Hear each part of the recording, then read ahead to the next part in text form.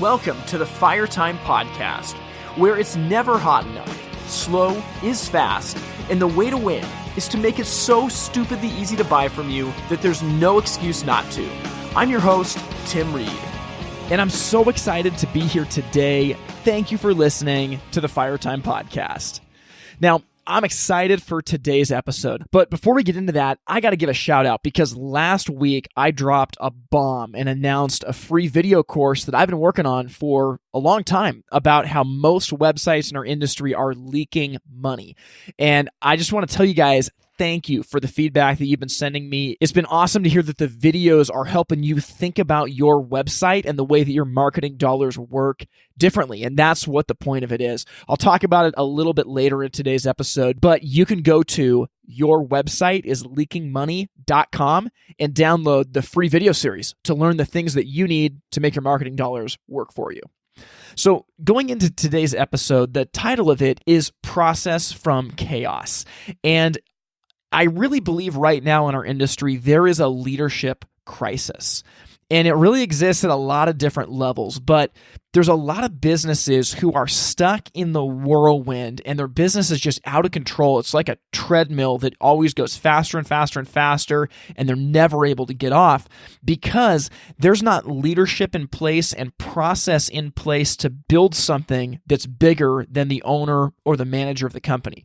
And I hear this all the time when I go and speak, and I really wanted to talk to Eli about this, and you're going to get to meet her in just a minute, but she is a senior leader within Fireside Home Solutions, our company in the Pacific Northwest. We're coming up on about 200 employees, and she is like tied for number 2 in the company. And what I'm excited to talk to her about is the idea that if you want to grow something bigger than yourself, you have to have process for it. And Eli gives us just some amazing insight into building process, into organization, and into leadership. And what you're going to find as you listen to her is that she has a very organized mind. And I'm telling you, it's worth getting out a notepad for this because Eli is seriously one of the smartest people I've ever met. And the way that her mind works is extremely articulate and organized, and it's worth listening to the insight that she's bringing to the table. Now, I'm going to set the stage for you guys with this because I knew that she was going to be coming down to Portland. It's about a 3-hour drive. So I invited her out to dinner, and I said, let's just do this. Let's record a conversation about leadership and process, and this isn't really going to be a formal interview. So what we did is we went and found a brewery that had just an amazing patio. The sun was out. It was warm outside, and we literally just set the mics up at the table. So I'm just prefacing this now that if you hear a lot of background noise more than normal, if you hear a little bit of music playing, well, it's because we're sitting on the patio at this restaurant. And so as you listen to this episode, I want you to imagine that you're sitting next to us, just observing the conversation, drinking a nice beer, looking over Lake Oswego in Portland, Oregon. And this is a little bit of a change of pace from the normal interviews that we do, but I think that the heart of this conversation was extremely genuine, and the way that we recorded it actually helped that out. So I hope you guys get some amazing value out of it. We'll circle back at the end and talk a little bit more. Joining me from Seattle, Washington is the VP of Inside Operations at Fireside Home Solutions. I am joined by Eli Rosa. What's up, Eli? How you doing? I'm good. How are you, Tim? Good. Hey, I'm excited. We were able to get some dinner. We're sitting here in Lake Oswego looking over a patio, having some beers. And I think that this is going to be a really good conversation. Thanks a ton for coming on board the podcast today. Absolutely. Thanks for having me, Tim. So Eli, I'm stoked to have you on the show today. You know, you're a person that I've thought about for a long time coming on board. I think there's going to be a ton of value that you give. And I want to jump into this conversation about kind of bringing process into chaos.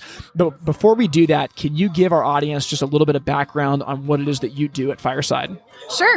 So I work with our customer care team. We really have the control and management of our customer experience from the time something is sold until the time it's installed and completed and ready to be built. So really working to stabilize that and find any ways that we can to improve that for customers. I also manage our company's lean initiatives and oversee the IT and HR departments at a strategic level. Okay. And we'll jump into the lean stuff in a little bit because I think that's really important. But for a lot of people listening, I don't think they realize the scale that you're dealing with. So like when you talk about, you handle the customer service team, for a lot of companies, that's like one person, 2 people. Like, so how many people are underneath you? Sure. So in our Oregon department, we've got 3 customer service reps and a team lead, or actually a supervisor down there who works with me.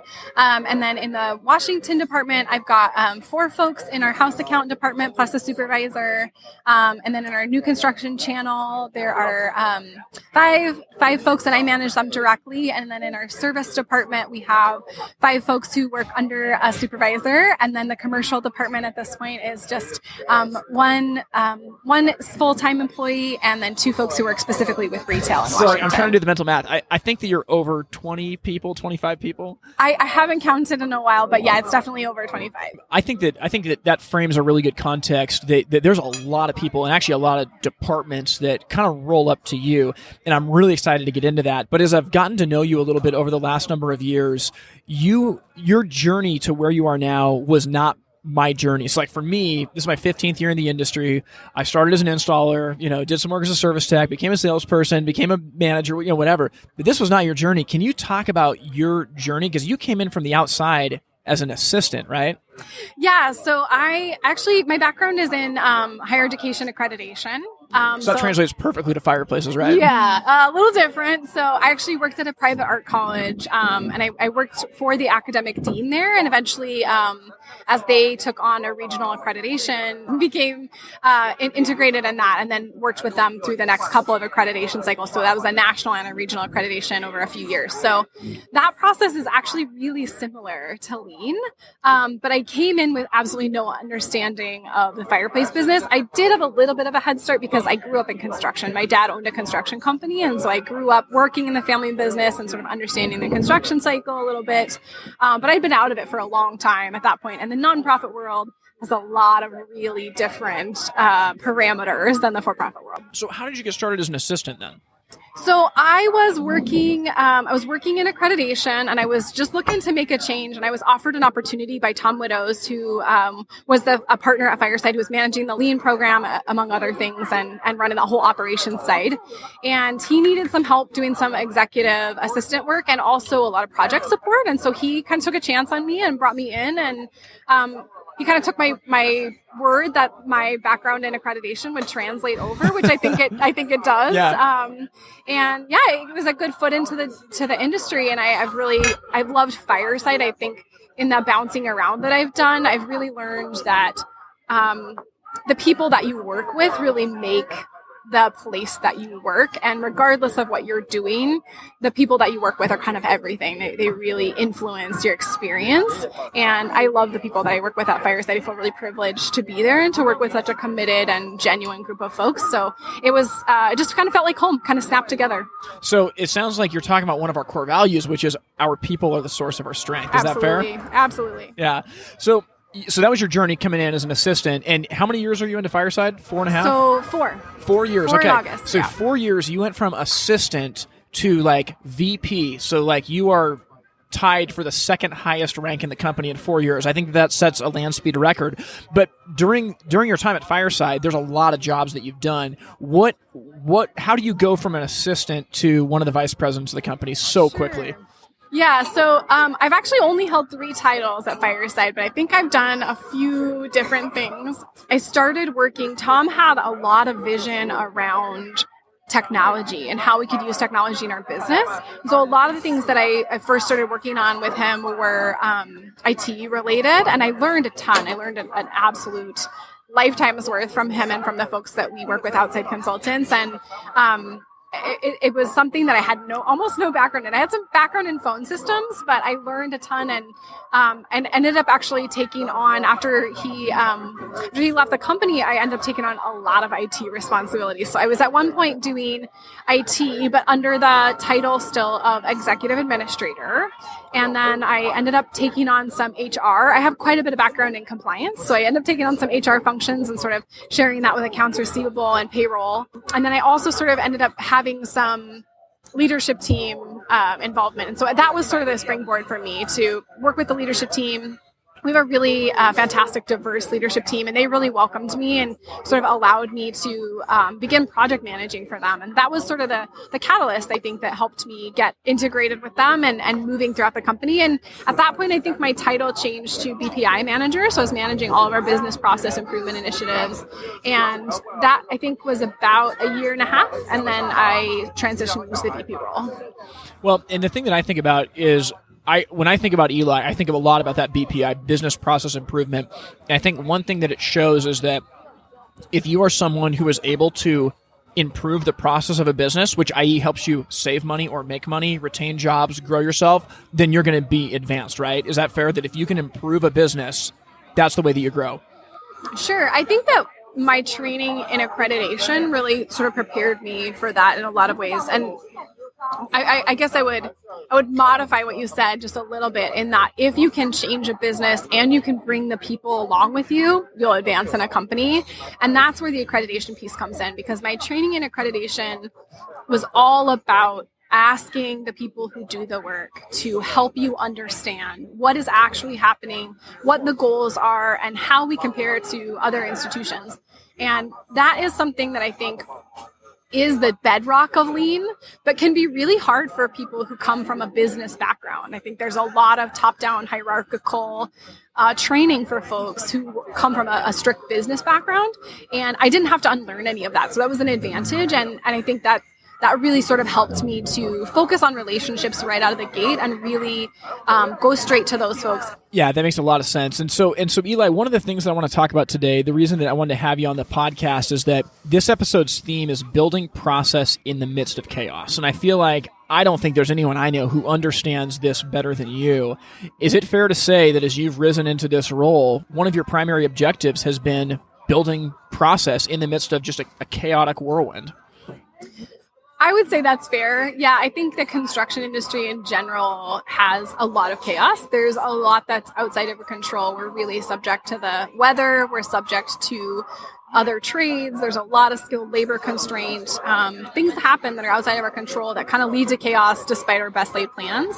And we have to be able to respond to that. We have to be able to keep our company humming and meeting our customers' needs regardless of what happens. And it's our responsibility to our customer to constantly improve, to change with the tides and make sure that we're there for them regardless of what's changing in the market and regardless of what's changing in our business. So I think process really allows us to bring order to that chaos, or at least to orchestrate the chaos. There we go.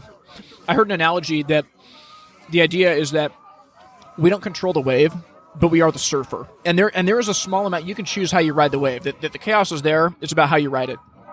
Absolutely. And I think that one of the things that I think is a little bit of a struggle in the construction industry is that there's a lot of what we do that's tried and true. It's always going to be the same. Code is code. A certain function that happens in the field has to happen the way it has to happen. It has to happen that way every time.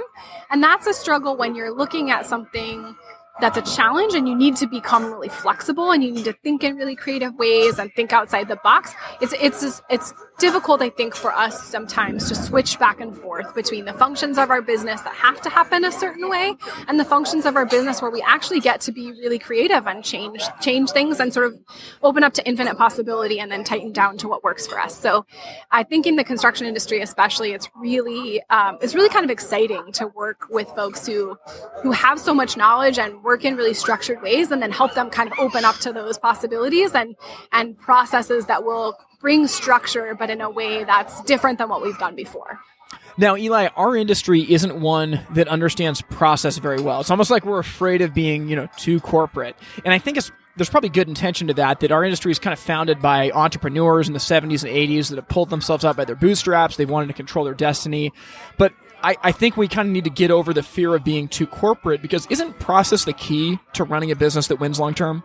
Yeah, I think there's a real misconception about what having process in your business means. So I think a lot of people hear process and they think, oh, that's going to constrict me. It's going to keep me from being able to be flexible. It's going to keep me from thinking on the fly. I'm not going to be able to meet my customers' needs in the moment, and or I'm not going to be able to meet my staffing needs in the moment. I'm not going to be able to meet my training needs in the moment, whatever people are afraid of, right? And I think we see that even in our own business. And I find myself falling prey to that. And the reality is when you don't have a solid process, you can't improve. When you don't know what you are doing that's working or not working, you can't get better. It's really just throwing a dart in the dark. You have no idea what you're going to hit. And it may work once in a while, but it's not predictable. You can't over time say, this is what we've done, this is what worked, this is what didn't, and continually improve it. And that's where process really becomes invaluable. How can you, over the long term, ensure the success of your business? By continually working on it, continually improving. And it's difficult. There are some trade-offs that you make, but I think overall, process doesn't slow you down, it speeds you up. There you go, 100%. So with this, Eli, I want to jump into where I wanted to go next. You've mentioned lean a couple times in this conversation, and I know that one of your key roles at Fireside through business process improvement is initiating lean thinking, and recently that's evolved into Kaizen type thinking. Can you just kind of fill in the gaps of what are those trains of thought for, I don't think most of our audience has heard those terms before.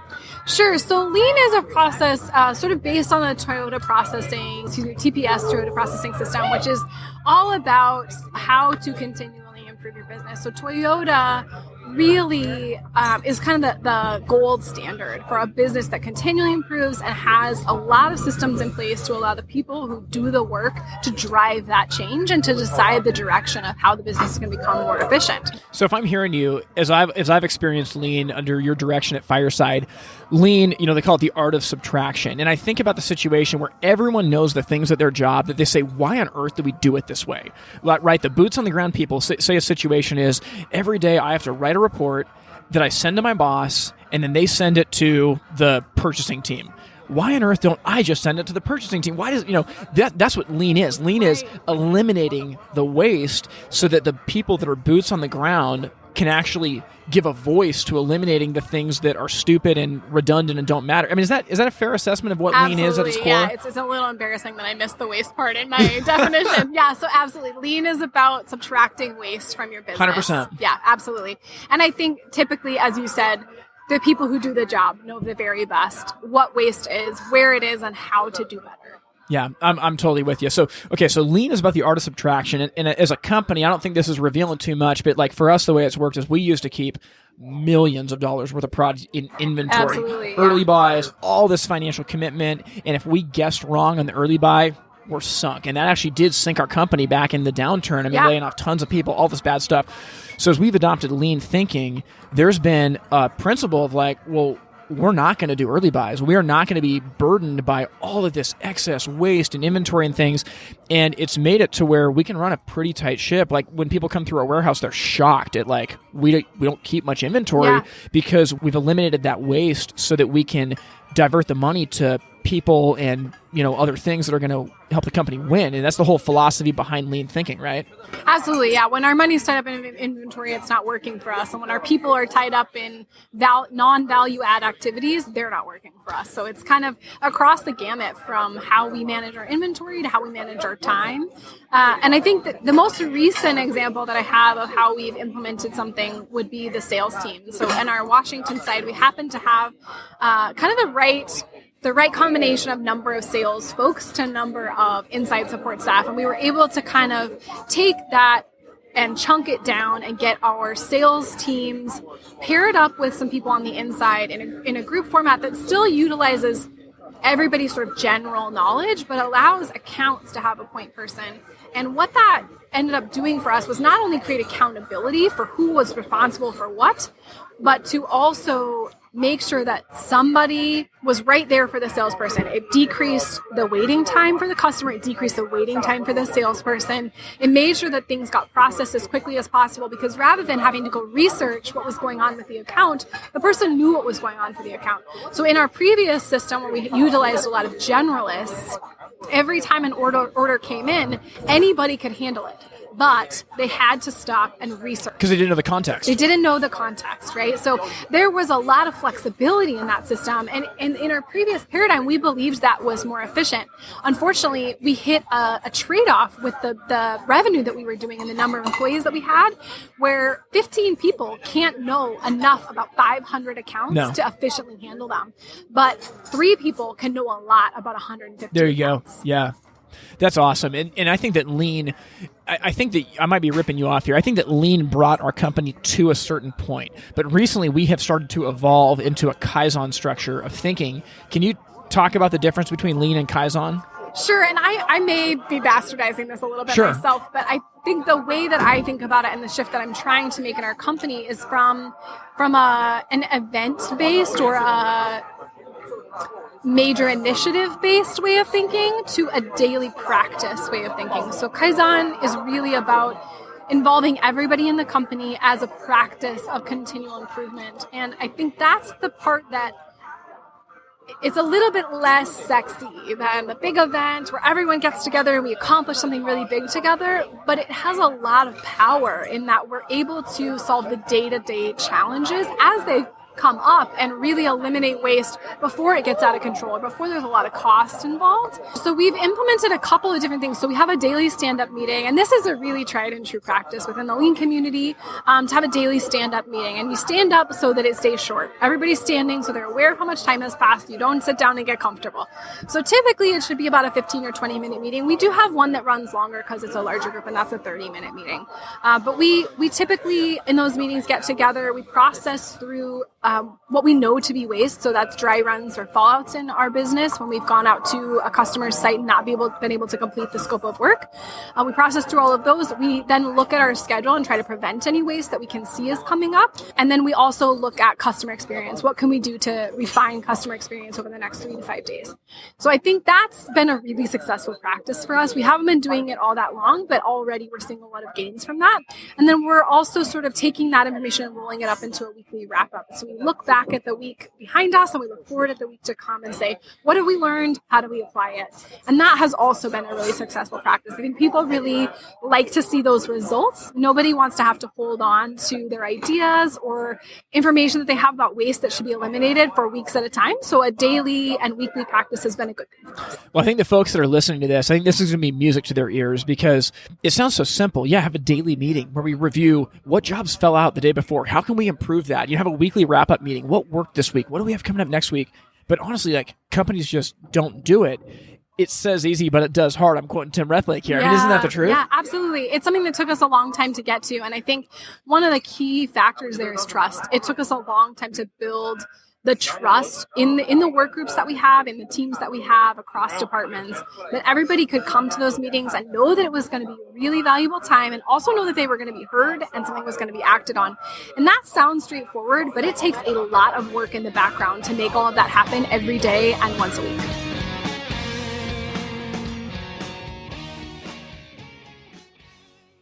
Now, if you've been listening to the podcast for the last couple of weeks, you know that I've been saying that most websites in our industry are leaking money. And here's the reason why. So if you look at this marketing cycle, companies, number one, will spend thousands of dollars in marketing to potential customers about their products. That's great, but that marketing ends up sending customers to a website that doesn't engage them with that brand or collect any information for a lead. So then customers leave the website with no connection to the brand, and they might even know that they want a fireplace, but since they're not connected to you, they buy elsewhere. So one of the primary ways that you can engage customers is by capturing a lead and generating an estimate with your website. If you think about it, the main reason that customers are on your website is to figure out what's going to work in my home and how much is it going to cost. Your website should be capturing a name, an email address, a phone number, some way to contact the customer, and also provide your sales team a lead to follow up on. If you can do this, you can take control and patch the holes in your website so that your marketing dollars start working for you. Now, I've actually got a free video series that goes through 3 specific reasons that your website's leaking money, and it gives you the tools that you need to do something about it. Now, you can get this totally free by going to yourwebsiteisleakingmoney.com. That's yourwebsiteisleakingmoney.com. So Eli, I'm going to come right out and say it. I think that you are absolutely brilliant. I frankly think you're one of the smartest people I've ever met, in the sense that you have an understanding of both the systems of business and the people. And I'm going to ask you a question just point blank here. As you have risen through the ranks at Fireside and come into an extremely male-dominated industry, has it been difficult as a woman to just come into the dynamics of high leadership and strong personalities? Talk to me about what has that been like for you? Sure. Well, first of all, thank you, Tim. That's an incredible compliment. And I really appreciate it. I mean it. I think that's especially coming from you. I really appreciate that.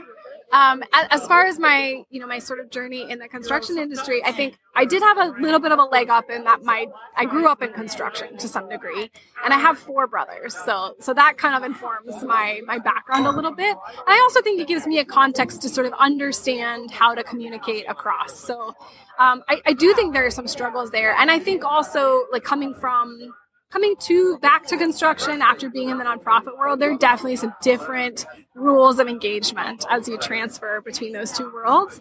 And I think that there are some great things about the construction industry and how straightforward we tend to be and how goal-focused we tend to be. And there's a lot that's tangible. So it's easy to remember how to be goal-focused on what we're delivering. Well, and I'm going to jump right in. So, and I think that just knowing you, I think that the goal-focused, the direct, I think that fits in really well with your personality. But what I think about a lot of the time is, like, when and I'm just going to say it, like, when you meet a guy who's like assertive and aggressive and they go out and get things, like, people are like, oh yeah, that's like an up-and-coming leader. I might be stereotyping here, but very often for a woman, when they're like goal-oriented, determined, it's like, no, she's a B, or like she's like, have you, like, what's that been like? There's a real double bind there. I absolutely agree. So if you aren't assertive, if you don't know how to speak your mind, if you don't know how to stand up for yourself, you get left behind or you get spoken over, right? And at the same time, if you do, you run the risk of being abrasive, right? Sure. In maybe a more politically correct term, right? So I think it's a struggle. It's a real balance that you have to strike. And I don't know that that's always productive. I feel like I've spent a lot of time hedging with people or really struggling to couch my remarks so that they'd be heard in a specific way that I might not have had to in another setting. So Ian Morgan Crone, he's an Enneagram expert. He says there's a question that everyone should ask someone close to them. And this is a tough question. He says, what do you know about me that I don't know about me that I should? And so I'm going to put you on the spot here. So if men in our industry asked you that question, what do you know about us that we don't, that we should, what would your answer be? Sure. That's a really tough question, Tim. I feel like I'm going to kind of draw on my experience as I've been trained by some folks who have some insight that I don't. So I have some really wonderful friends of color who've sort of given me the gift of giving me this insight.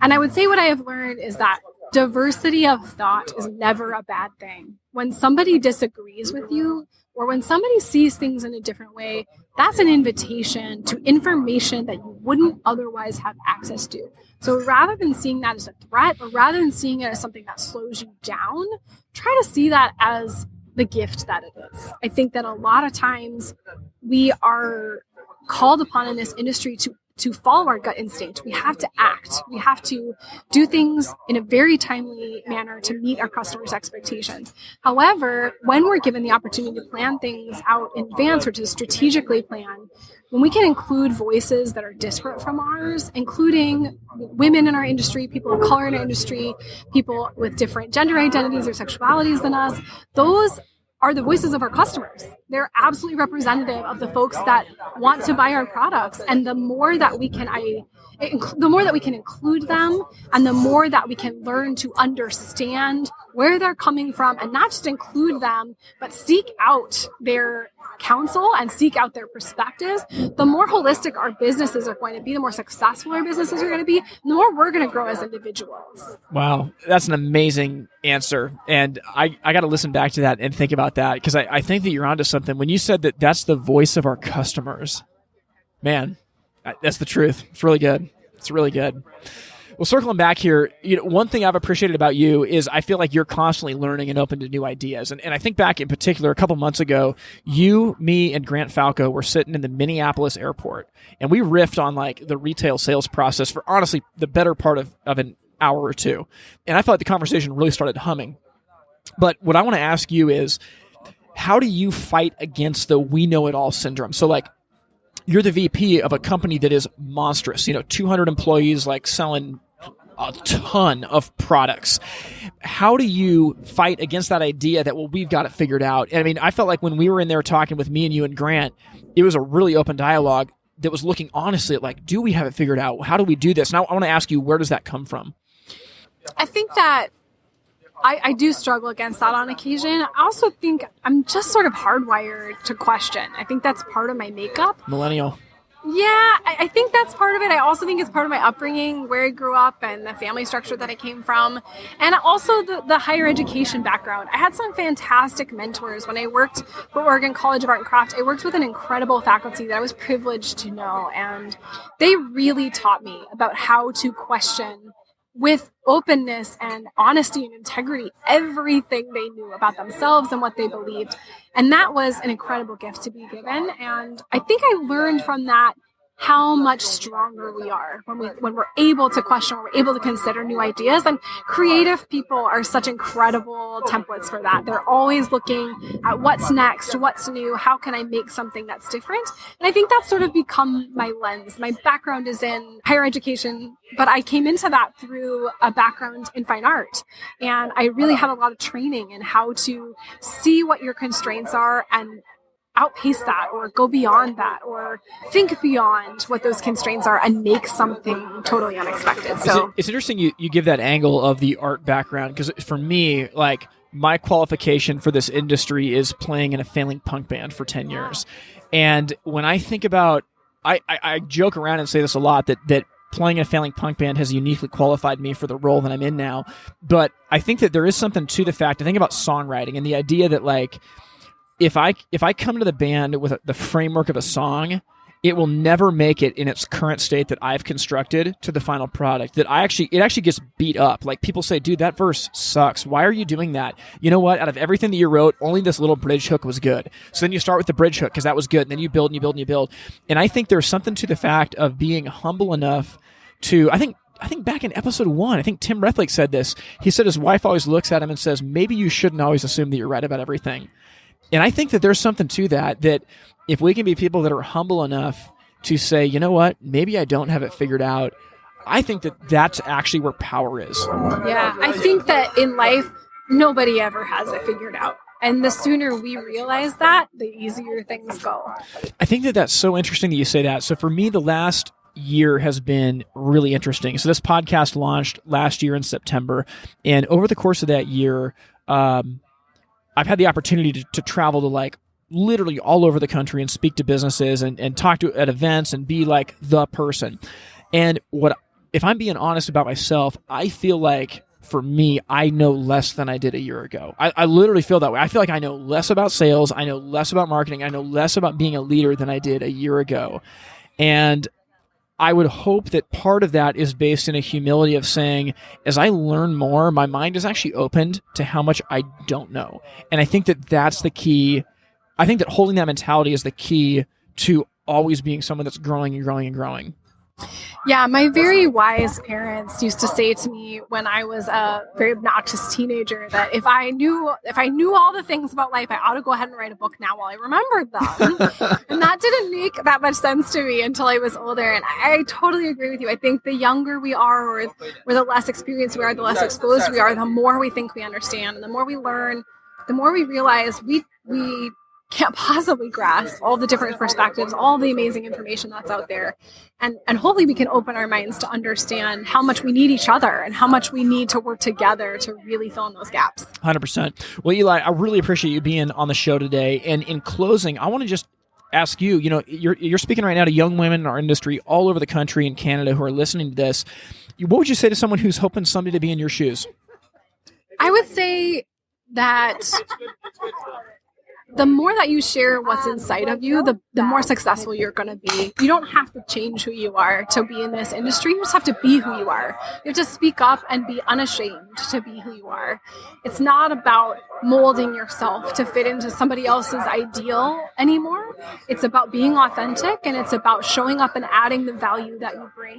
And the more that we hide that, I think the more people know that. People know that we're not showing up fully, or that we're not showing up authentically, and that's off-putting to everyone. So just show up who you are, be unashamed, be willing to learn, and be willing to contribute. That's all you have to do. There you go. Eli, dropping knowledge bombs. Thank you so much for being on the podcast today. We appreciate you. Absolutely. Thanks so much for having me, Tim. It's been great. All right, thanks. Wow. Now, I hope you guys enjoyed that conversation with Eli Rosa. Again, I'm sorry that the audio quality was a little bit different than normal, but I felt like it was really important just to set mics up at the restaurant, and I think that there was actually a pretty cool feel to it. So next week, we will get back to normal studio audio quality, but I thought that was a really fun conversation. Now, I think about this a lot. Our industry is not big on process.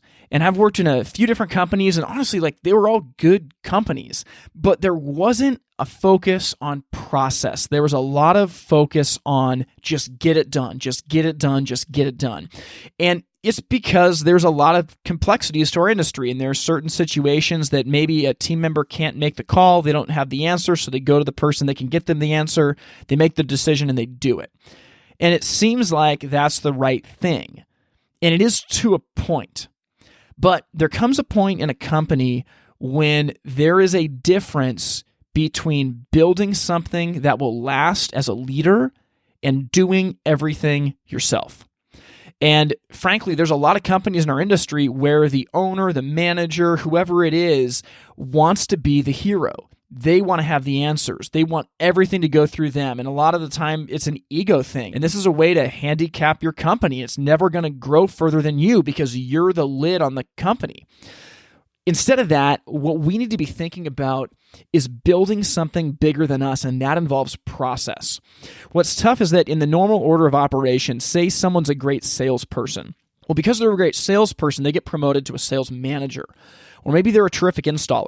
And because they were so good at installing, they get promoted to an installation manager. The problem is that just because you were a good doer doesn't mean that you're going to be good at building systems and processes for an entire company to scale to that next level. And this is something that is so hard. I mean, I fight this personally because everything in me wants to give answers. And I found for me personally, I got to ask myself, long term, is this a good use of my time? Or do we need to build a process or a system or provide training so that someone else could do this the same or better than me? And frankly, a lot of us think that team members will never be able to learn it better than us. I'm telling you, they will. They will be able to learn it better than you if you teach them, if you build a system, if you build a process. The idea of leader versus doer is extremely important because there is a profound difference. It doesn't mean that leaders don't work, but it means that leaders work differently. If you're in a leadership position, your team is looking to you for the success of their livelihood. I mean, you got to be the one looking for roadblocks way down the road, further out than anyone can see. You got to be the one to step into issues that only you can solve, and you will not be able to do that if you're the answer man or the answer lady for every situation.